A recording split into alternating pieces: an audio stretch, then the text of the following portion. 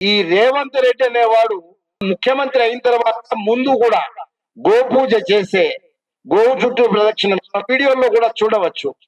అంతకు ముందు గోవధ గనక జరిగితే నా తలకాయ ఇస్తా అన్నాడు. ఇప్పుడు తలకాయ ఎక్కడ పెట్టుకున్నాడో తెలియదు ఆయన.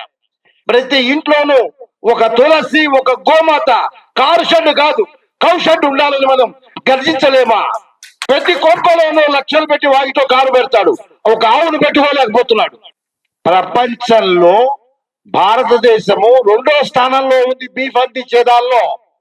చట్టాలున్న అమలు చేయలేని అసమర్థపు నపుంసక రాజకీయ నాయకులు ఉన్నప్పుడు, నపుంసక పీఠాధిపతులు ఉన్నప్పుడు మనలో చీము నెత్తులు లేదా?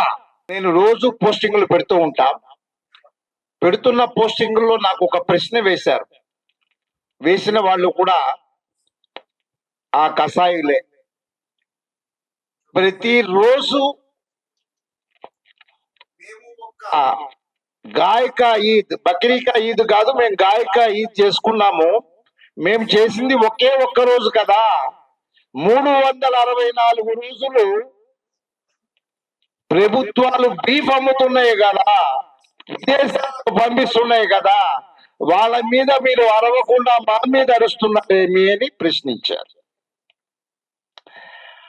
నిజంగా ప్రపంచంలో భారతదేశము 2వ స్థానంలో ఉంది బీఫ్ అందించేదాల్లో. మన దేశం వ్యవసాయం, సాయం చేసే దేశం, వ్యవసాయమైన దేశం భారతదేశం. ఇటువంటి భారతదేశంలో రైతు లేని రాజ్యం లేదు. జై జవాన్ జై కిసాన్ అని చెప్పి అరుస్తున్నాం. బోర్డర్లో వాడికి పని లేదు, ఊళ్ళో వీడికి పని లేదు. ఎందుకంటే వీడు చేసింది గోమాతలు ఎప్పుడైతే విడిచి సాయం చేస్తున్నాడో, పాడి పంట 2 కళ్ళు, అటువంటిది పాడి లేకుండా పంట చేసి పంట అయిపోయినాడు. కాబట్టి ఉరితాలకు గురవుతున్నాడు రైతు ఈ రోజున. అలాంటి కాలం రాకుండా ఉన్నదంటే గోమాత కావాలి. రైతుల దగ్గర నుంచి గోవులు వాళ్ళ కష్టాల మూలాన అమ్మేస్తున్నారు. ఆ గోవులు ఎక్కడికి పోతున్నాయి? ఈ విధంగా కబేళాకి తరలిపోతుంటే మనం ఏం చేయాలి? అటువంటి గోవుని కాపాడవద్దా? బాధ్యత. చట్టాలున్న అమలు చేయలేని అసమర్థపు నపుంసక రాజకీయ నాయకులు ఉన్నప్పుడు, నపుంసక పీఠాధిపతులు ఉన్నప్పుడు మనలో చీము నెత్తులు లేదా? ధర్మాన్ని కాపాడాల్సింది ధర్మ పన్నాలు చెప్పడమేనా? ధర్మాన్ని కాపాడాలనే ఉత్సాహం, ఉరకలేసే రక్తం మనలో లేదా? అలాంటిది పెట్టుకుని ఎందుకు కాపాడలేం గోమాతని?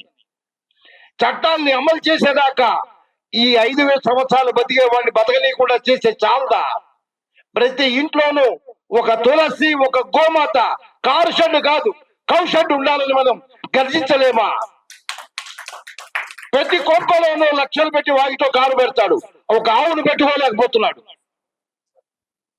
అటువంటిది ఇవాళ గోమయంతో, ఎందుకంటే గో ఆధారిత వ్యవసాయం కావాలంటే గోమాత కావాల్సిందే.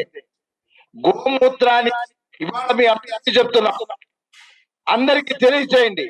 ప్రతి లీటర్ 5 రూపాయలు కొనడానికి నేను రెడీ. గోశాలలో ఉండే గోమూత్రాన్ని ప్రతి వాడు గనక కలెక్ట్ చేసి ఇస్తే ఆ గోవు కూడా ఆహారం అవుతుంది. ఒక 5 రూపాయలు చొప్పున ప్రతి లీటర్ మేము కొంటాం. ప్రతి గోశాలకు తెలియచేయండి. ఎందుకంటే గోమయము, ప్రతి వాడికి డబ్బు కావాలండి. గోవును బతికించాలంటే డబ్బు కావాలి. గో ఉత్పత్తులు చేసి, గో ఉత్పాదనలు చేసి, గోవుతో ఎన్నో రకాల ఉత్పత్తులు చేయవచ్చు, ఎన్నో రకాలు చేయొచ్చు. గోవుని పరిశ్రమ చేసిన రోజునే గోవు నిలబడుతుంది. ఈ పీఠాధిపతుల్ని, మఠాధిపతుల్ని, రాజకీయ నాయకుల్ని, నపుంసక హిందూ సమాజాన్ని నమ్ముకుంటే గోమాత బతకదు. కాబట్టి మనం అందరం ఇవాళ అందరం గోభక్తులం. కాబట్టి నాకు చిన్నారి వాడు నిజామాబాద్ నుంచి వచ్చాడు.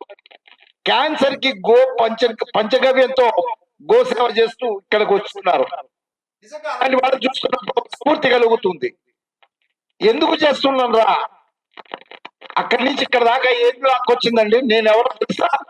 గోమాత లాక్కొచ్చింది. ఎక్కడెక్కడో పూచిన పూలు ఒక మాలగా ఈ గోమాత మెడలో పడాల్సింది. అటువంటిది కోకా సింగ్, మన ప్రథమ స్వతంత్ర పోరాట యోధుడు ఎవరండి? ఎవరు ప్రథమ స్వతంత్ర పోరాటానికి ప్రథమ కారణ గోమాత. అటువంటి గోమాతని కాపాడటానికి హిందూ మతం కాదు, మనకి హిందూ సమాజం. హిందూ సమాజంలో మతాలు ఉన్నాయి.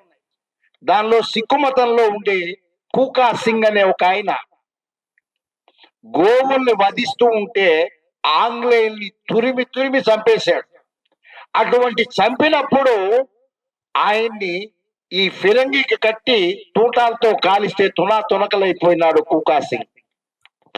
అటువంటి మహానుభావులు ప్రాణత్యాగం చేశారు. ఏది బ్రిటిషర్స్ కాలంలోనే ఇటువంటివి జరుగుతున్నాయి.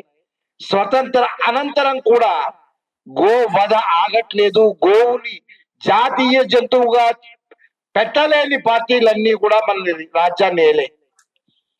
కాబట్టి కాంగ్రెస్ ఎంత మోసం చేసింది అంటే జోడెడ్ల బండితో గుర్తుతో మొదలుపెట్టి ఆవు దూడ గుర్తుకొచ్చి తర్వాత ఇవాళ భస్మాసుడు హస్తంతో మన ముంచుతోంది.